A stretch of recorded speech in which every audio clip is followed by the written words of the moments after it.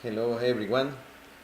Uh, we are ending module number 1 about production systems. I would like to make some comments about this module. So I hope all of you are okay, are doing good, and also I hope that you are enjoying this class. This is a very interesting module, and it was completed with the participation of Mr. Scholtis a couple of days ago. So I hope you liked that video conference. It was a very good experience to hear from a CEO how to face these challenges that manufacturing organizations are addressing every day. In this chapter or in this module, we discuss how we must align the operations strategies to the corporate strategy. So any organization has a mission, a vision, a strategic planning, and all the operations processes must be aligned to this strategic planning. In that way, we define the corporate strategies and we align the process strategies to that corporate strategies. Then we define the competitive priorities and competitive capabilities that the organization must have. And we provided some examples, and this is something dynamic that the organizations are struggling with these issues continuously. For example, today I read in the news that Sony is going a restructuration, so they are eliminating the group that was in charge of producing the laptop, so they are moving that business out of the organization, out of the company, and they are restructuring, for example, the TV business, and they want to be more aggressive in the cell phone market.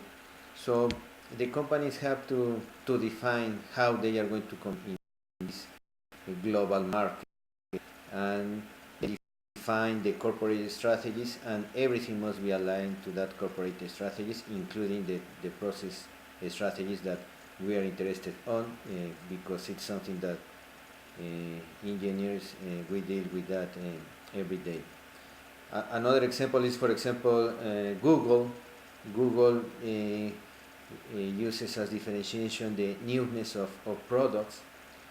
So a constant of its processes must be innovation.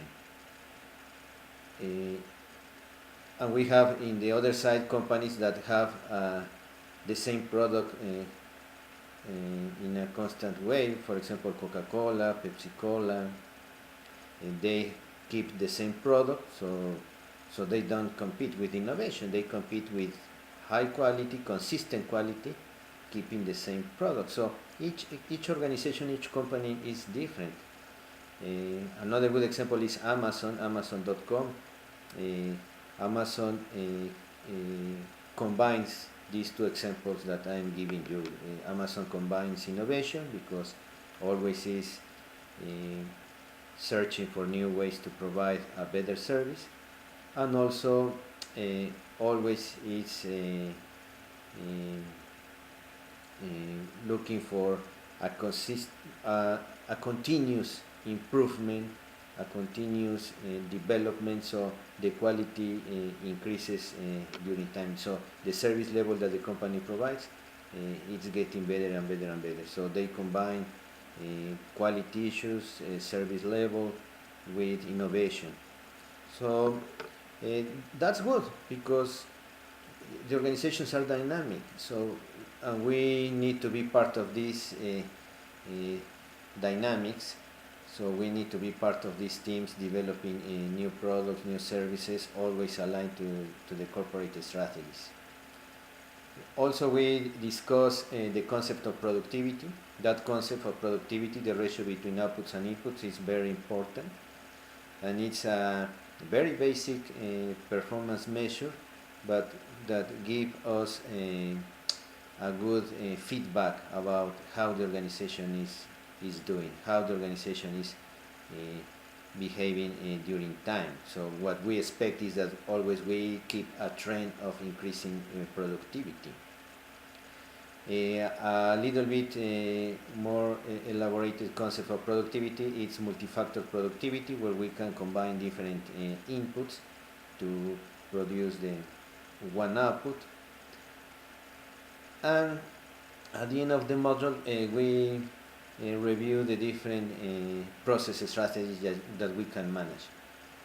We have a nice graph where we can identify the different kind of processes, like job process, a small batch process, large batch process, line process, continuous flow process. See how these different process strategies serve different needs. In the case of the job process, this is a process strategy that we use when we want to have a highly customized products. So we could say that each product is unique. It's totally the opposite the case of continuous flow process, where we have the same process. We produce 7 days a week, 24 hours a day, 365 days a year, all with the same product. So we can achieve very high standards of productivity because we don't have variation, we don't have to customize products. So which one is better? Well, there is no better one. In fact, we need all of them because we need different kind of products. So what is very important is to identify where our processes must be allocated in this graph and work in a continuous improvement effort in order to keep getting better and better and better. Also, at the end, we link the concept like lean manufacturing with layout design. So in the past, we used to have the layouts defined by processes, but now we can see that when we implement lean philosophies, a very good alternative could be the layout defined by families of products. But again, there is not a specific rule, there is no a unique rule. Each case is different, so we must be smart enough to analyze our case and define and make a decision how to arrange the layout of the facility. All this module was completed with the participation of Mr. Scholtis. He is the CEO at Molding Plastic Technologies, a very nice plant here located in El Paso, and they use different kind of processes. So they produce batches, but also they in some moments they have to produce under the job shop, the job process, because they have to produce unique parts. And in different moments they could be very close to a line process or very close to a continuous flow process. It depends on the volume of product that they manage. But what is relevant here is that flexibility that organizations must have today, because that flexibility is what allows the organizations to compete in the global market, be able to respond to variability in demand. And we call that in manufacturing flexibility. So that's a very important factor. It's a determinant for many organizations in order to succeed. In the next module is forecasting. In that module we will have the first collaborative assignment. So I encourage you to keep working very hard. I encourage you to participate in all the activities of the class. And if you have any question, any comment, any suggestions, please email me. You have my contact information in the Blackboard. In Blackboard.